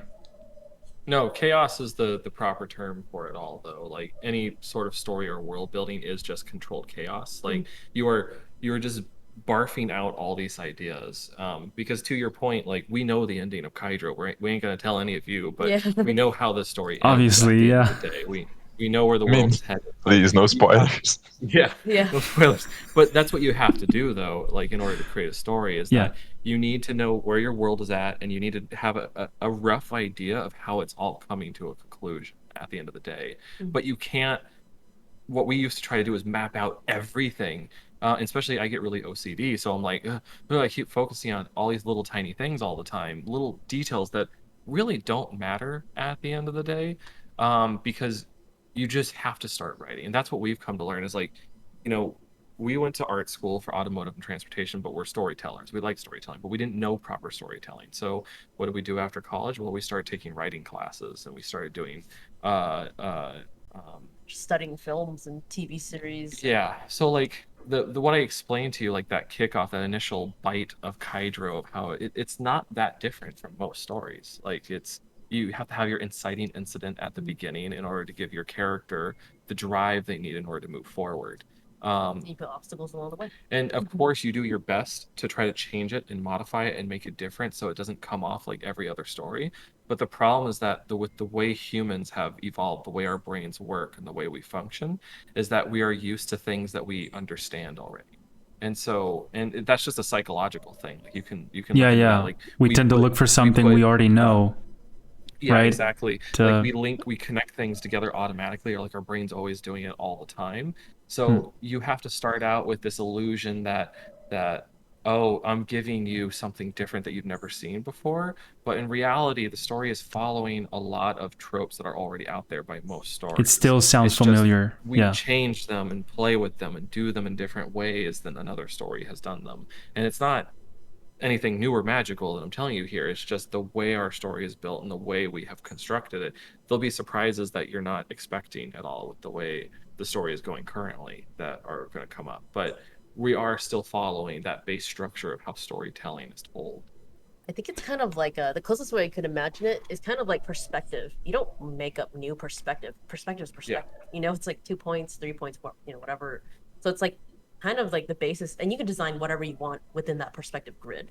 So that's the same idea. It's like, why do we need to reinvent the wheel of like storytelling? It's we already know what it is, so you just kind of follow that. Like, because our world is so crazy already, like our design, like Kaidro itself, is so out there.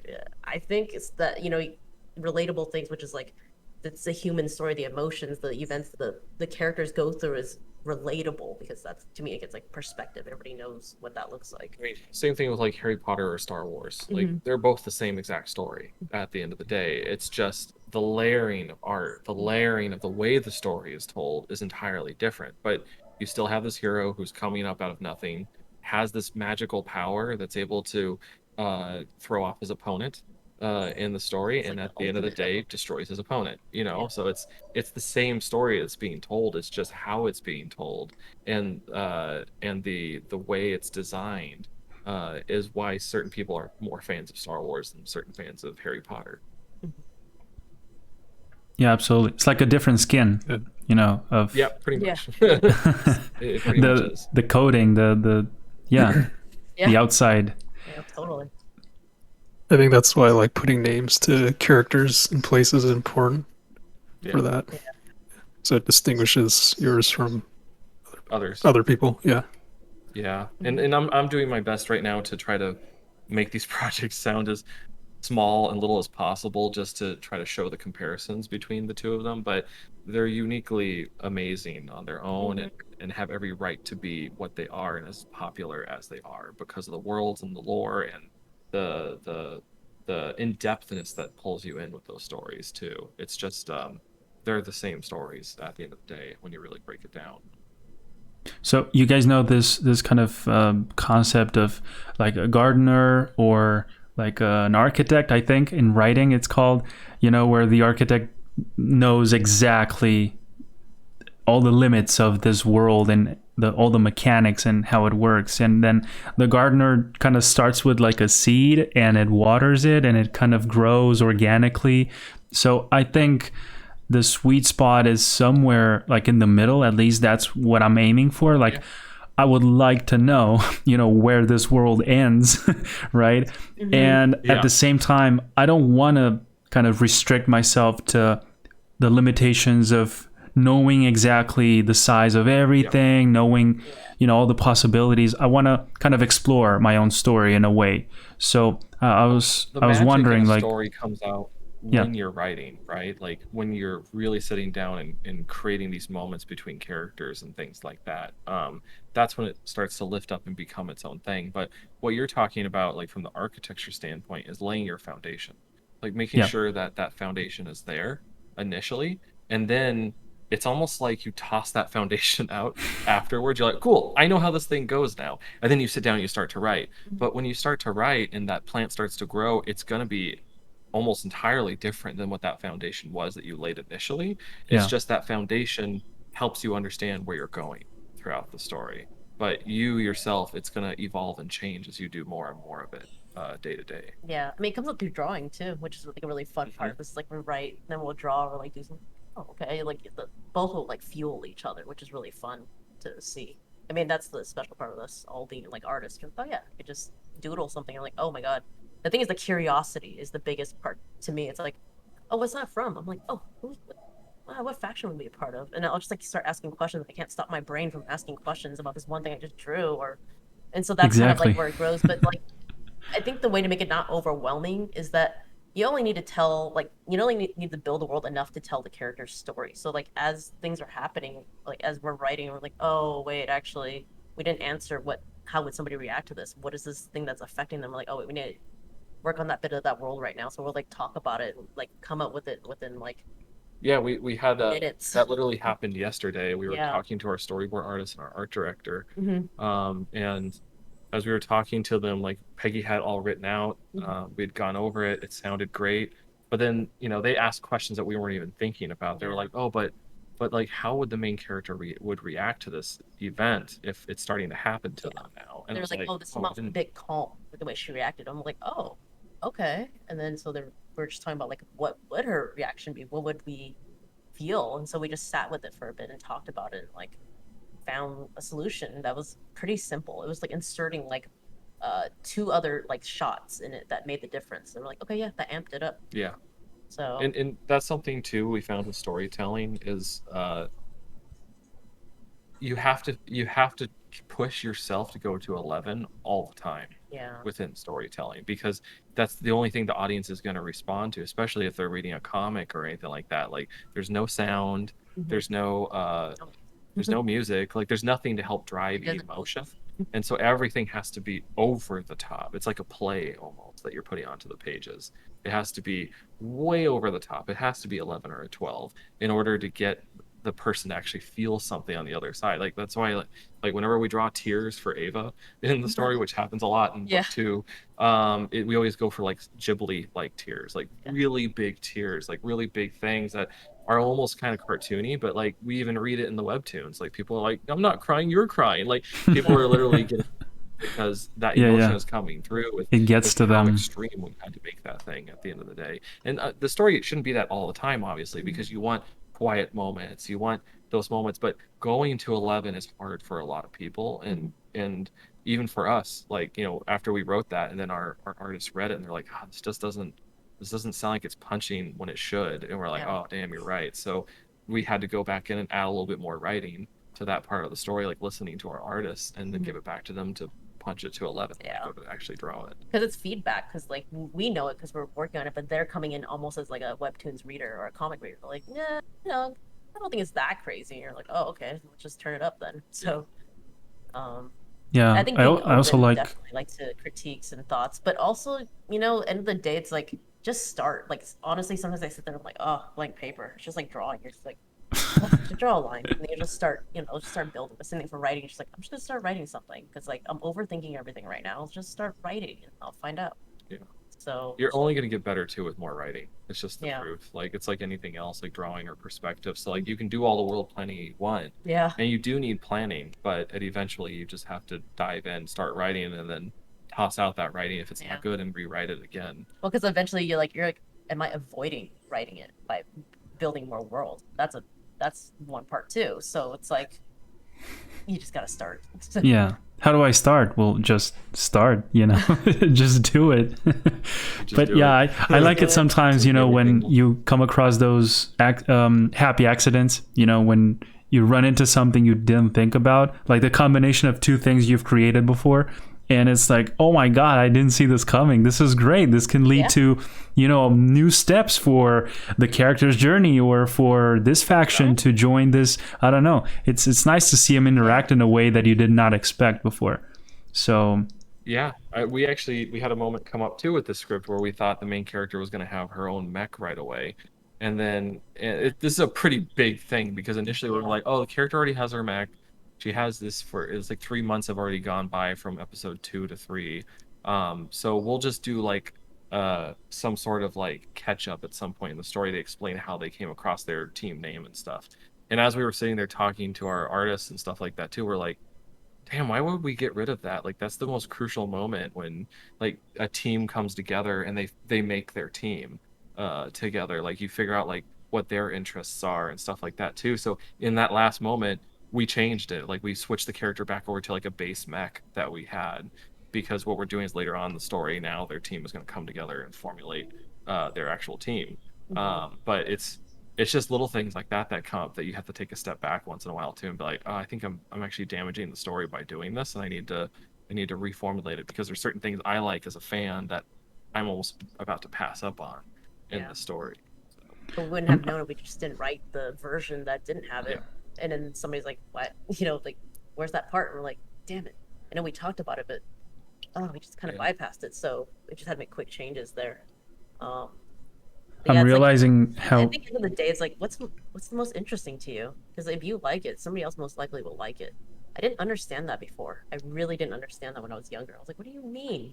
But now I get it because I'm like, I'm just a fan of this stuff. I like it. I put like I mean, music. there's 7 billion people on this planet, so there has to be a tiny percentage of people who like things the same way you like I mean, things. there's some. Of I mean, course, you'll eventually find your Yeah. audience. people love that shit. You're like, Yeah, your niche. but people make some scary things and people love it. So Yeah. there's something for people out there.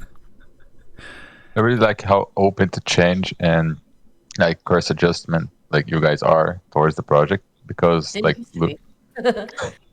Yeah, that comes in time. That's an ego thing for sure. And I think part of spirituality, a lot of like just kind of late 20s, a lot of like just trying to open our minds was like a big part of it, because when you have a lot of ego, you're like, no, this is my idea, this is what I wrote, this is what we're gonna do. And it's like you don't know what you're talking about. And you're like, this, you guys just have to draw what I'm talking about. Well, And it's like, kind of like what you were asking about earlier too. Like we know the core basis of the story, so as long as Ava doesn't leave the school at this point in the story, yeah, we're fine. Like we're doing in great the in box. Yeah, terms of how you we're kind telling of the story. define like a you know, like a set of mechanics that this world operates Yeah. under, and you know, if this new idea can fit there, then it's fine, right?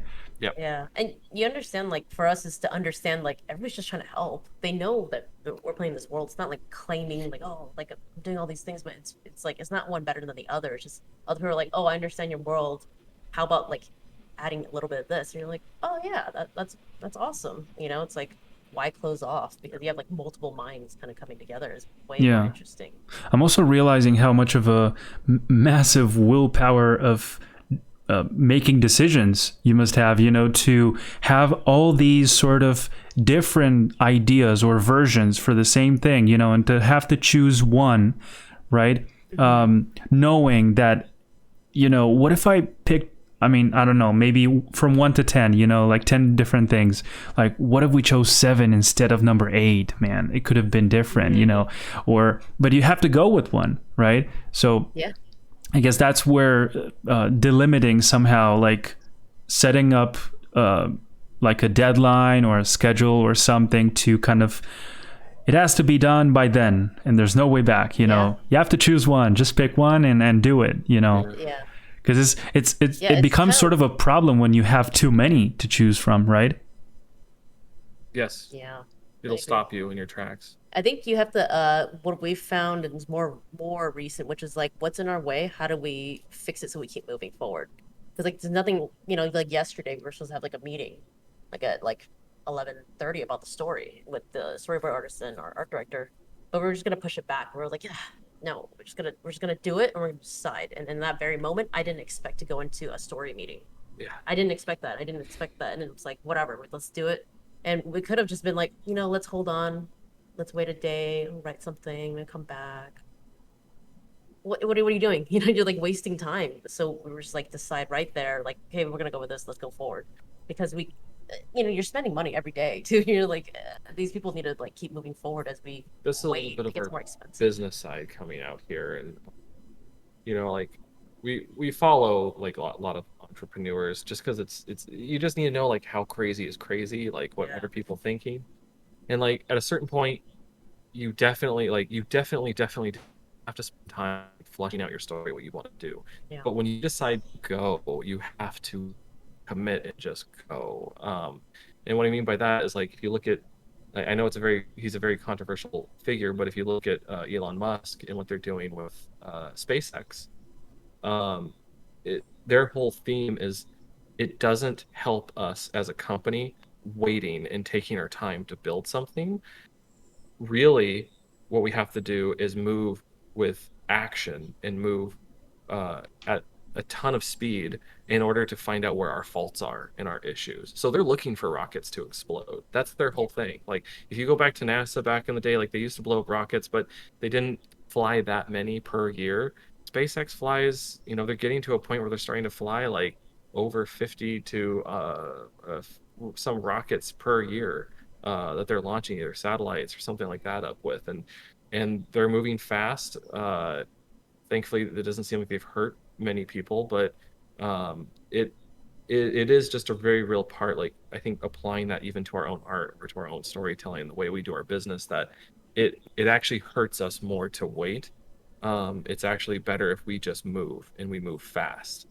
because then we're going to see where the problems are as we move and we move fast, as long as we are conscious of it. Like if we're just trying to crank this thing out and just be like, we're done with it, we finished it, good, we're done, that would be bad. Like what we're doing is we're moving fast, and then we're questioning as we're moving fast too. And we're like, well, let's do this. Oh wait, would that work? Oh, that would work. Okay, yeah, we can keep moving, and then we'll figure it out from there. And when we hit the roadblocks, we're like, okay, let's take a step back and fix that thing, and then move forward from there. We are flexible though. Like for example, number 3, we were already supposed to start it. You know, there's things that happened, and we're like, oof, and you kind of have to push it back. Yeah, those were business things. We had to push it back. Yeah. You know, if you're more rigid, you'd be like, oh, just approve, done, or let's keep moving. But what we did take a moment, we're like, this is not good enough. We need to like work on this even more, and we have enough things for the arch to keep moving on while we figure this part out. But we weren't willing to just get it out to get it out. We were just like, okay, this is going to be pushed back like, I don't know, 2-3 months because we want this better. But that's our limit. We're like, no more than that. We're going to have to just like call it. We have to keep pushing. So that's Yeah, I mean, you can't stay in that blue sky phase forever, right? Yeah. There's got to be a point where we move forward with what we have. Yeah, that's a good one. Yeah. It's like, that's like, you know, for me, like a lot of times me and Robert talk about the story, and I'll start writing, and then usually I can actually crack out things really fast now, because I realize in the past I'd be like, kind of like, you know, when you do a drawing, you're like, oh, you know, you just like think about it and you just like mull over it for too long, and it's like I found that I just like go fast and hard. Yeah, because you want it to be perfect. Kind of like a really messy sketch, right? And exactly. you come back and you're like, okay, I'll keep these parts. So it's just you're afraid to mess it up somehow. Yeah. Yeah. Yeah. And that kind of blocks you. Yeah, we're approaching 1 hour and 40 minutes or so, right? We can hear you, Adrian. At least I can. But can you now? Oh, okay, yeah, now I can. Okay, yeah. So yeah, I was just gonna say we're approaching like 1 hour and 40 minutes or so. Exactly. We're approaching what? I'm sorry. 1 hour and 40 minutes, I think. Yeah. Oh. Yeah. I think, man, this sounds like an episode that could last easily like 4 to 5 hours or something. A lot of talk about. We got a little started late because of us, I think, right? Yeah. So what we start like around our time, like 10:10 or something like that. So yeah, I can't believe you guys would do that to us. I mean, where is the respect anymore? You know. Don't fire us on.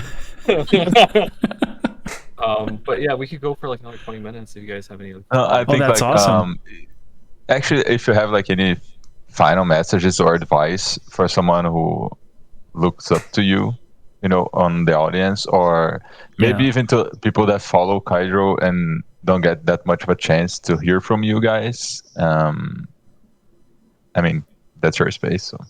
Also, especially on the organizing side of things, you know, the structural side of like how to organize yourself when you're coming up with your own projects, your own ideas and all that stuff, to not get stuck in that phase of like, oh, my little baby must be perfect. I'm going to wait I don't know.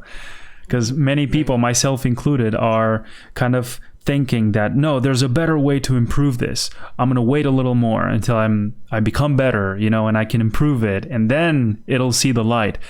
And that never happens eventually, because you never stop learning, right? You never stop improving and stuff. So yeah, anything you guys could give us as an advice on that matter would be amazing.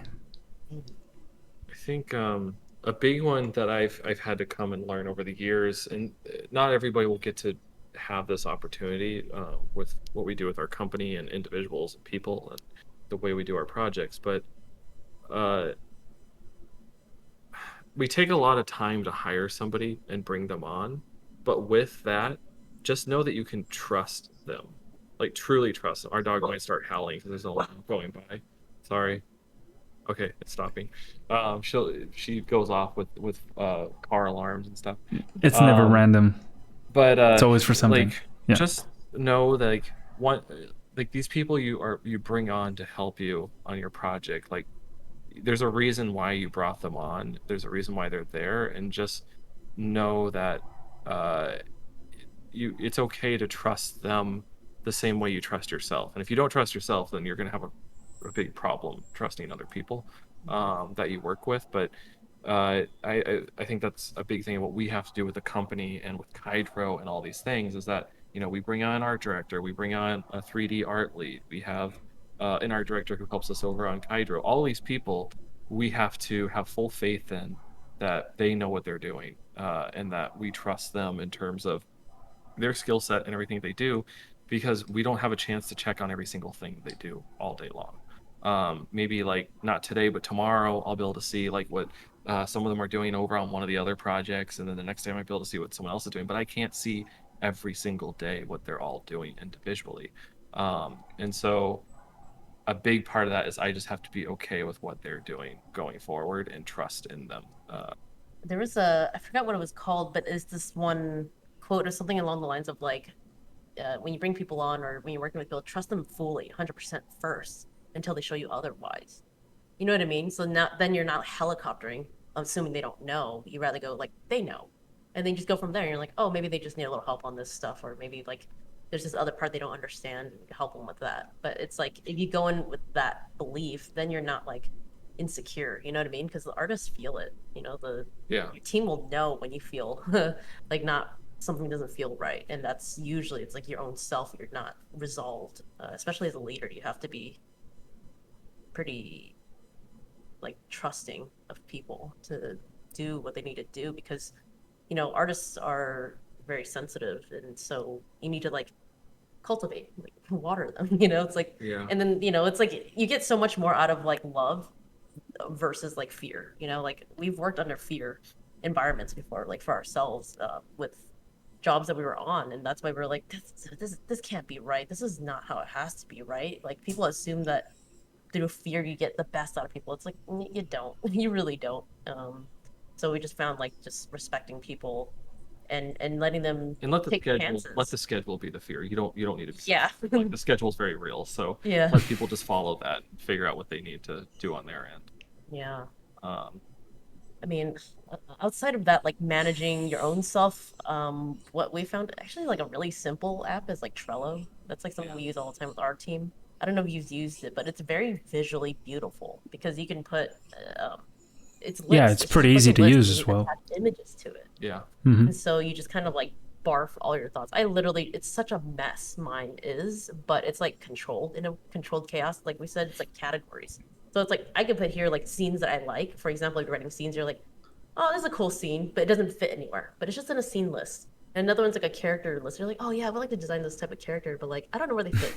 So you just keep doing that. You keep putting these in categories, and eventually I literally called mine order and chaos, you know, so I drop on that tab like anything. It's like a brainstorming thing, you know. You drop anything that you have on your mind, and then you pick those and you drop them on the specific categories where they fit and stuff. Yeah. It's Trello's great for that.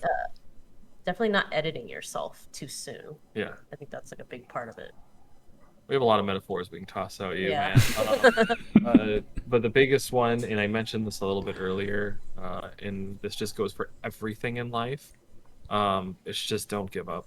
Like it depends. Like it depends how much you love the thing you're doing. Like maybe there's some times where you need to. Like we had to do that with Connection. We had to give up on that project at the time that we did. But the thing that you're doing only dies when you give up at the end of the day. So you have to just keep going. And like if it really matters that much to you.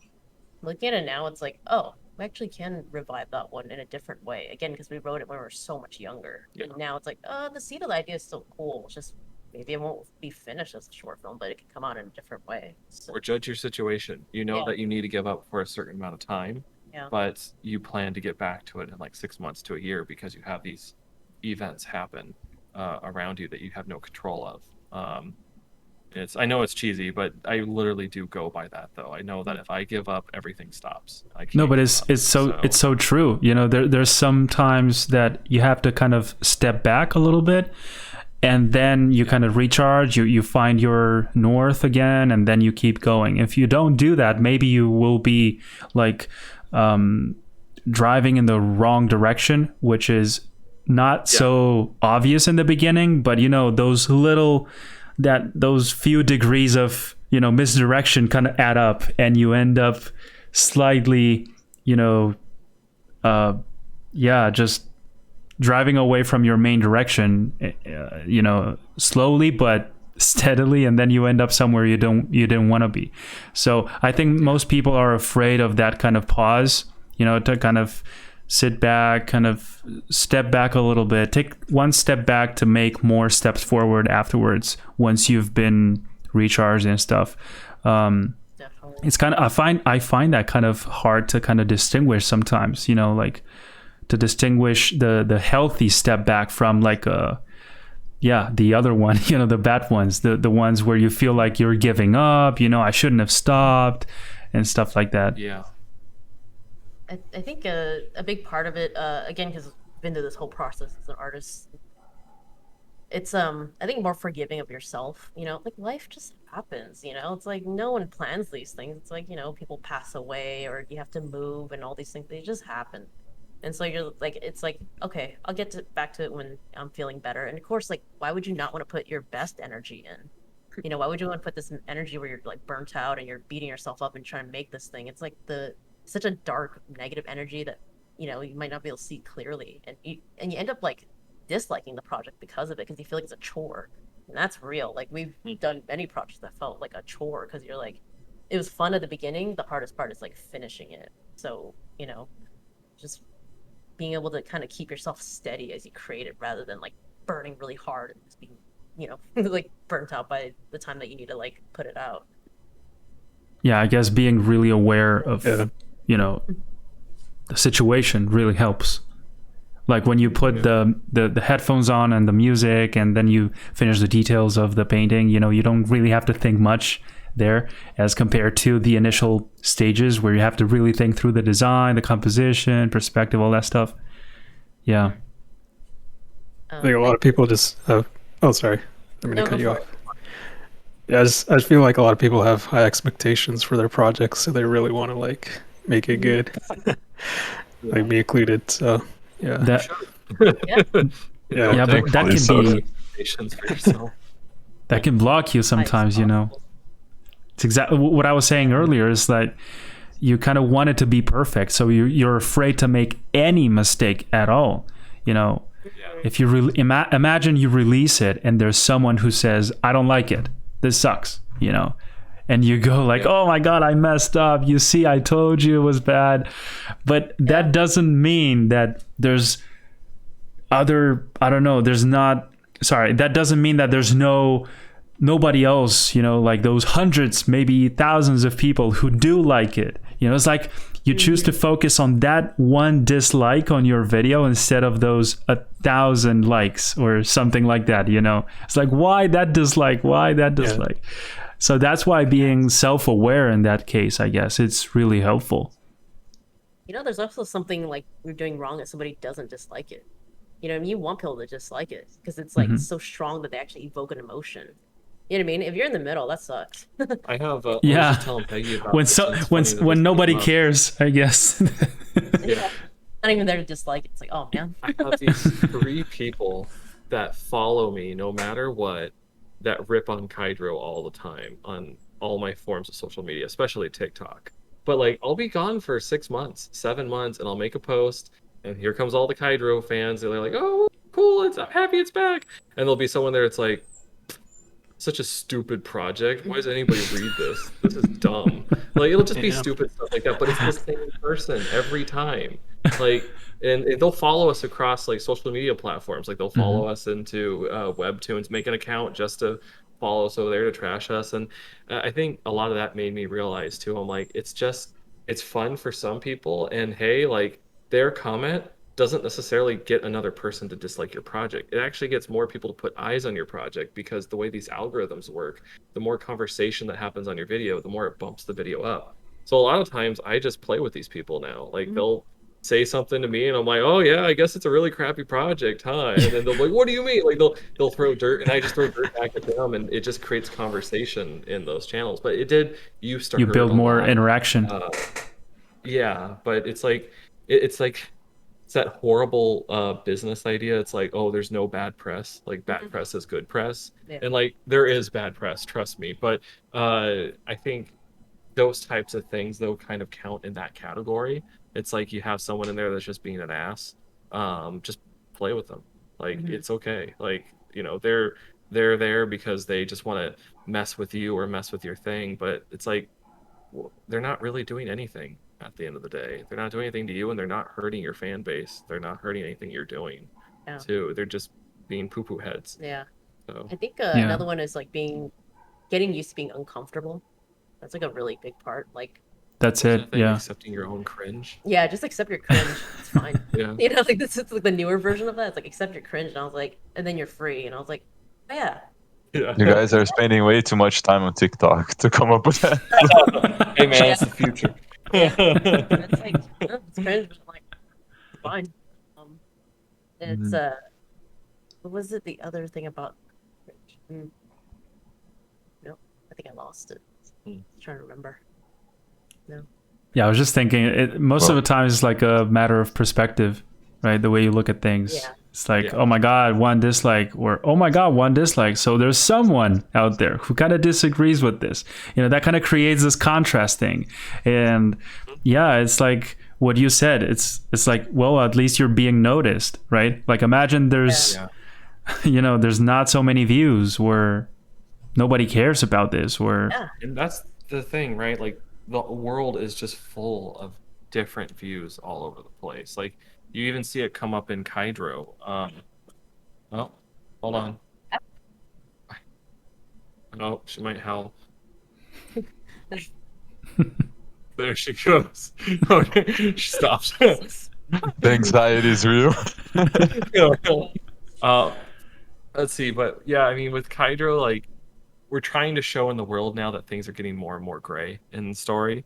But even within that, we're starting to see like the differences in people that comment on the story. Like, there's people that will notice the gray, but then there's other people too that are like, are they lying? They have to be lying. They're trying to convince the audience like that that this bad guy is a Oh, good guy, but they're lying. okay, Like they're just okay. lying to everybody. But it's So just there's the people perception kind of people. building like groups of like division in terms Yeah. of like your lore Exactly. and your world. Yeah, that's awesome. Yeah, for sure. That's- They'll relate That's dedication.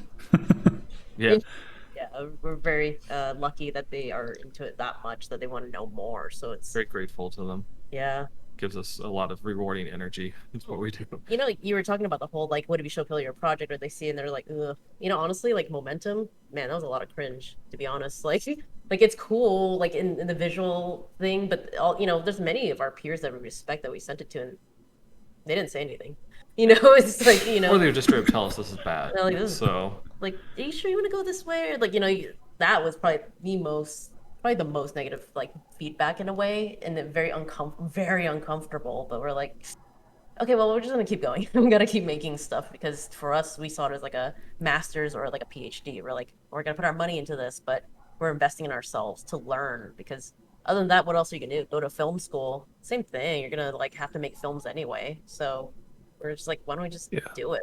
We said we're gonna spend 10 years just focusing on like learning this stuff as we go, and we just know we have to make products or like you know a final film or whatever it is just to even know what we are capable of. and this is that 10-year marker Yeah. right now. So. Wow, Congrats. that's amazing, dude. Epic, just epic. Yeah. Thanks for sharing everything with us on this Yeah, episode. no Thank you so much. Yeah, this was like an awesome episode. Like the amount of stuff that you guys have to share. I mean, use your YouTube channel and share stuff. I know. Yeah, It's helped me a dudes. lot too. We want to set up something kind of like either this space or somewhere here. We want to start uploading on do. YouTube again. So Yeah. we'll invite you guys onto our podcast once Yeah. we get it up. Oh man, that would be such an honor. Appreciate it.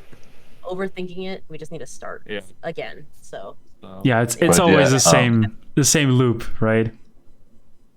yeah. It's always the same concept. Mm. I mean, we're with starting something, just start somewhere, you know, but just yeah, make that first step.